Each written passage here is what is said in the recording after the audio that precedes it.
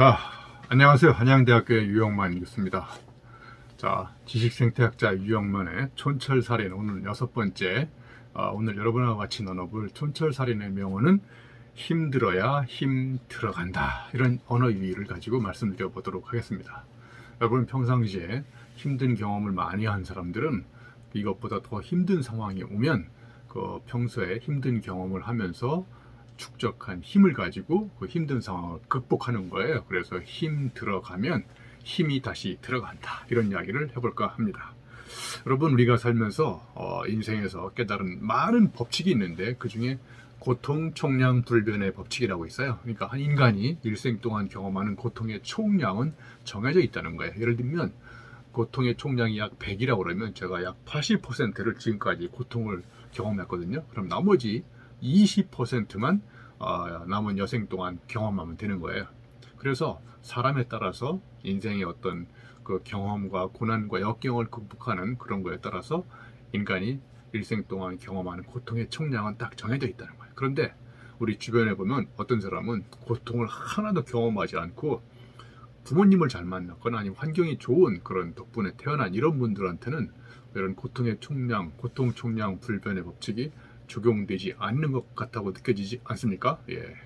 그런 분들은 돌아가실 때 평상시 고통을 경험하지 않았기 때문에 돌아가실 때 고통을 한꺼번에 다 경험하고 죽습니다. 그러니까 인간은 고통 앞에 평등하다는 게 고통 총량 불변의 법칙이라고 저는 생각합니다. 그래서 젊었을 때 별다른 고생이 없으면 늙어서 고생을 하는 것이고요. 일생 동안 고생을 많이 한 사람들은 또 남은 인생 동안 그동안 경험했던 고통을 가지고 평탄하게 살아갈 수 있다고 생각합니다. 자, 이거를 한번 쉽게 예를 들어 볼게요. 여러분이 길을 건너갈 때 세 가지 방법이 있겠죠.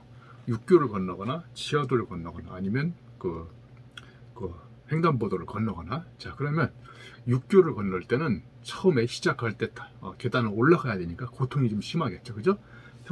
평지로 갔다가 다시 수평으로 갔다가 내려갈 때는 고통을 경험하지 않잖아요. 그러니까 육교의 인생은 처음에 고통을 경험하고 나중에 고통을 경감하는 이런 인생이 되는 거죠. 자, 그런데 이거와 반대로 지하도는 처음에 밑으로 내려가니까 내려갈 때는 쉽지 않습니까?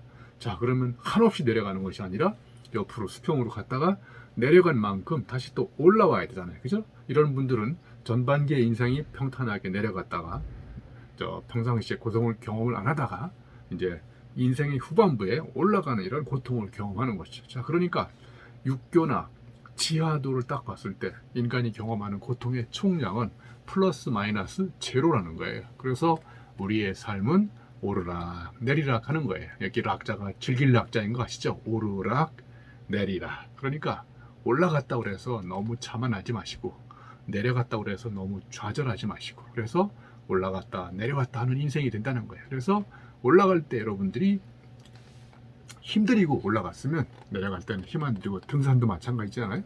등산할 때 힘들었다가 하산할 때 또 힘이 안 들고 물론 이제 하산할 때도 엄청난 힘이 들어가죠. 올라갈 때 필요한 힘과는 전혀 다른 힘이 또 필요한 게 하산이지 않습니까?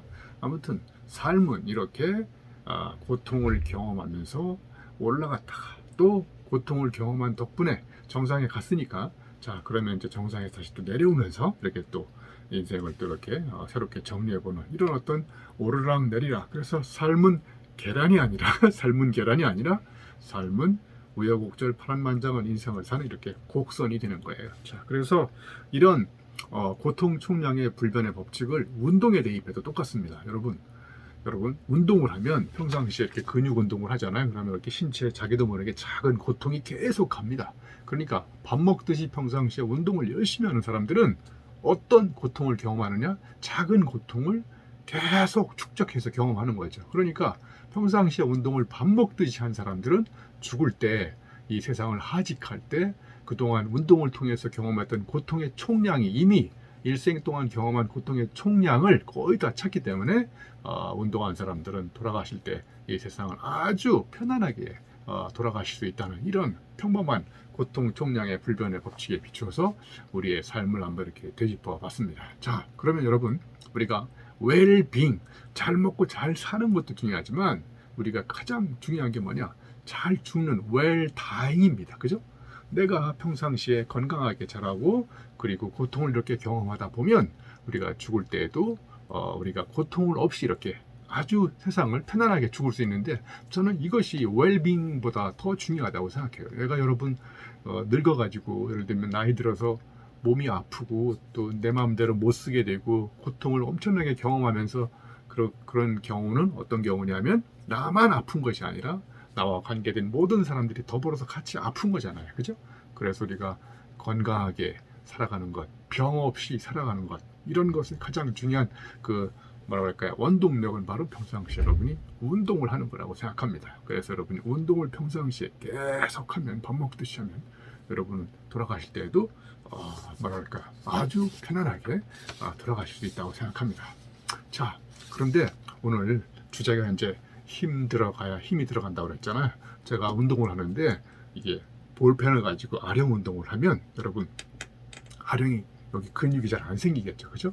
그러니까 내 새로운 근육이 생기려면 내가 평상시에 들 수 있는 무게보다 조금 더 견디기 어려운 것보다 조금 더 힘든, 그래서 이 팔이 약간 떨릴 정도로 이렇게 근육 운동을 해야 여기 근육에 상처가 생겨가지고 그 상처가 아물면서 이전과 다른 근육이 생긴다고 생각합니다. 그러니까 힘이 막 이렇게 들어가야 그 어려운 상황에서 다시 또 다른 새로운 힘이 생기는 것이죠. 그래서 그야말로 이렇게 우리가 힘든 상황에서 이전과 다른 힘든 경험을 많이 해본 사람일수록 이런 것보다 더 힘든 상황이 왔을 때 우리가 좌절하고 절망하고 말할까 이렇게 당황하지 않고 그 상황을 극복할 수 있는 내면의 힘이 언제 생긴 거냐? 바로 힘든 경험을 했기 때문에 생긴 거예요. 그래서 힘들어야 힘이 들어간다는 것은 우리 삶에 굉장히 중요한 지혜이기도 합니다. 자, 그래서 우리가 살아가면서 여러 가지 순환도 겪고 곤란한 상황도 경험하지 않습니까? 그런 곤란한 경험에서 또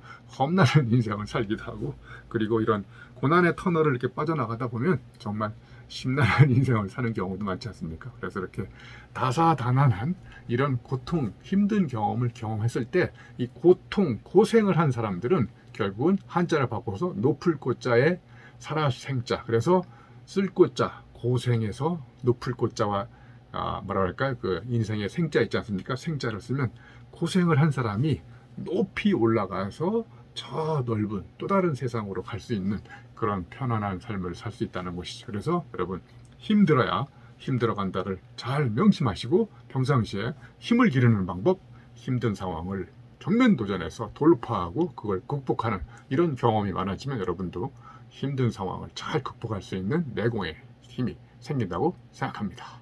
이상 지식생태학자 유영만 교수였습니다. 여러분 고맙습니다.